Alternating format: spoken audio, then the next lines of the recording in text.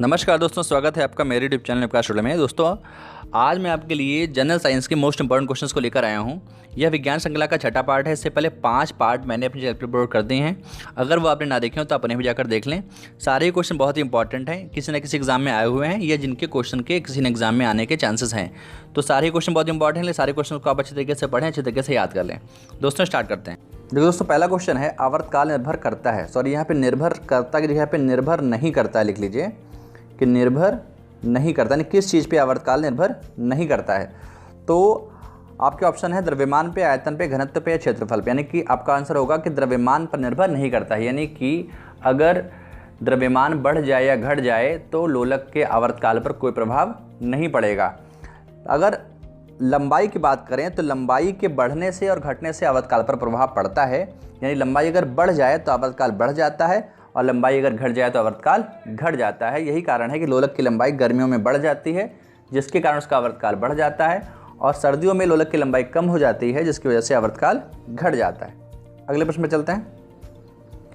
ध्वनि उत्पन्न होती है यंत्र से, कंपन से, माध्यम से, पदार्थ से। यानी कि ध्वनि को उत्पन्न होने के लिए जो आवश्यक चीज़ है वो क्या होती है? आपका ऑप्शन है यंत्र से, कंपन से, माध्यम से, पदार्थ से।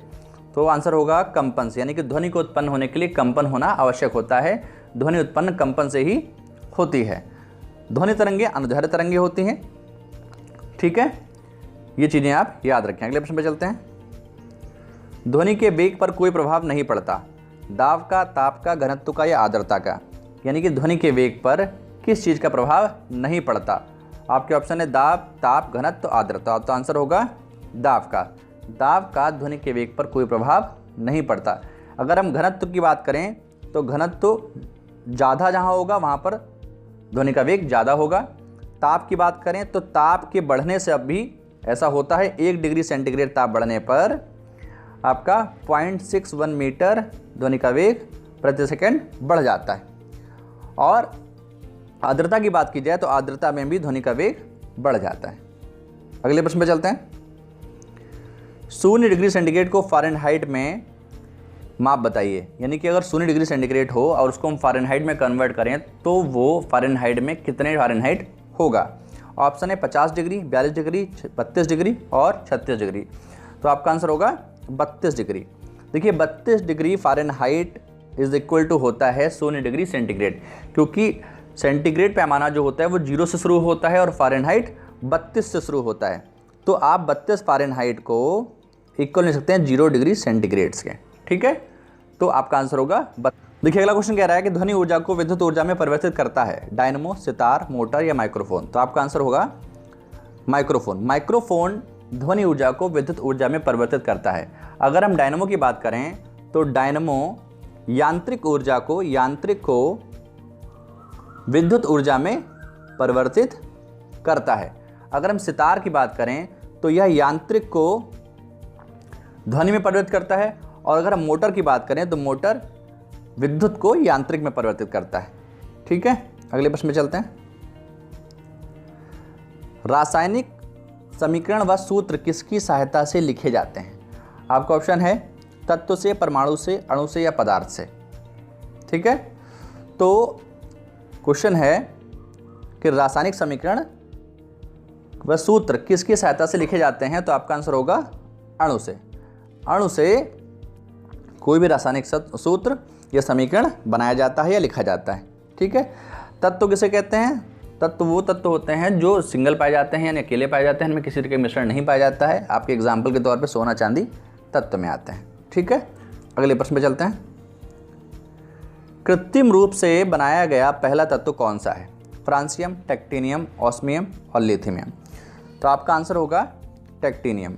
टेक्टिनियम रासायनिक रूप से बनाया गया पहला तत्व है। कौन सा है? टेक्टिनियम। इसमें ऑस्मियम याद रखिए सबसे भारी धातु ऑस्मियम है, और लिथियम को याद रखिए सर्वाधिक हल्की धातु लिथियम है। इन दोनों क्वेश्चंस को भी आप याद रखें। अगले प्रश्न में चलते हैं।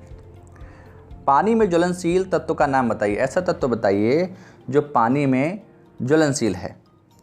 तो आपका ऑप्शन है सोडियम, हीलियम, मैग्नीशियम और हाइड्रोजन।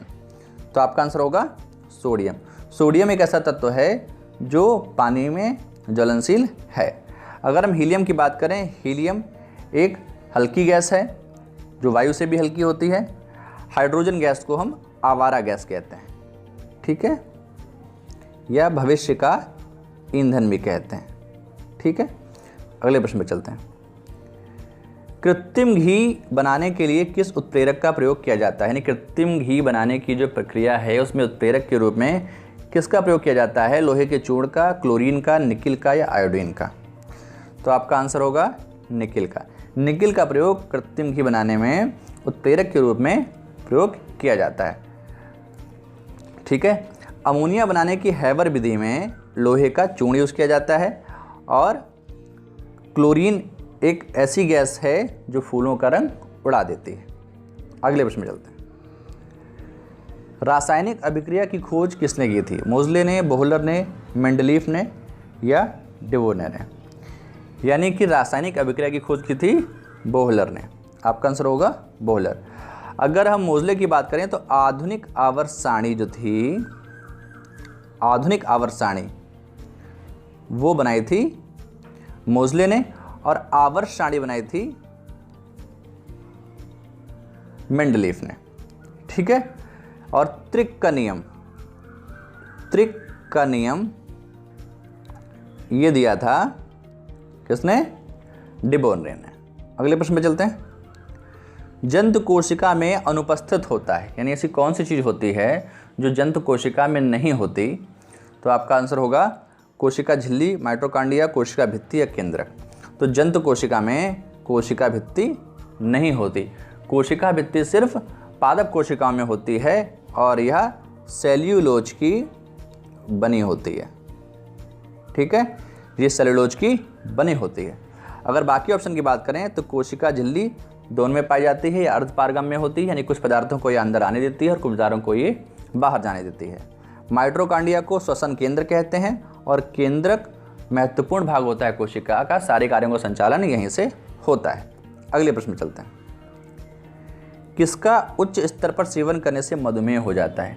यानी किस चीज़ का अगर हम सेवन अधिक मात्रा में करेंगे तो हमें मधुमेह हो सकता है? ऑप्शन है ग्लूकोज, सुक्रोज, फ्रक्टोज या लाइपेज। तो आंसर होगा ग्लूकोज का। अगर हम ग्लूकोज को अधिक मात्रा में लेते हैं तो उसके कारण मधुमेह होने के चांसेस रहते हैं। सबसे मीठी शर्करा जो होती है वो फ्रक्टोज होती है। सुक्रोज आप चीनी को कह सकते हैं, चीनी तरीके का सुक्रोज है, ये भी एक शर्करा ही है, ठीक है। अगले क्वेश्चन पे चलते हैं। कौन सा विटामिन घाव भरने में सहायक होता है? यानी ऐसा कौन सा विटामिन है जो घाव भरने में सहायक होता है? विटामिन ए, बी, सी या डी? तो आपका ऑप्शन होगा विटामिन सी। सी को स्कारबिक एसिड कहते हैं, स्कारबिक एसिड। विटामिन ए रेटिनॉल होता है इसका रासायनिक नाम, इससे रतौंधी रोग होता है। विटामिन बी बेरी होता है, विटामिन बी थायमिन होता है, इसकी वजह से इसकी कमी से बेरी रोग हो जाता है। और विटामिन डी कैल्सिफेरॉल होता है, जिसमें हड्डियों में रोग हो जाता है, रिकेट्स रोग हो जाता है। अगले प्रश्न में चलते हैं। कौन सा जीव अपनी त्वचा से सांस लेता है? यानी ऐसा कौन सा जीव है जो त्वचा से सांस लेता है? ऑप्शन है सार्क, कौवा, मेढक या तिलचट्टा। तो आंसर होगा मेढक। मेढक ऐसा जीव है जो त्वचा से श्वसन करता है। अगले प्रश्न में चलते हैं। वृद्ध व्यक्ति का रक्तचाप सामान्यतः रहता है, घट जाता है, बढ़ जाता है या कोई प्रभाव नहीं पड़ता या परिवर्तित रहता है, यानी हमेशा बदलता रहता है? तो आंसर होगा कि वृद्ध व्यक्ति का सामान्यतः जो रक्तचाप होता है वो बढ़ जाता है।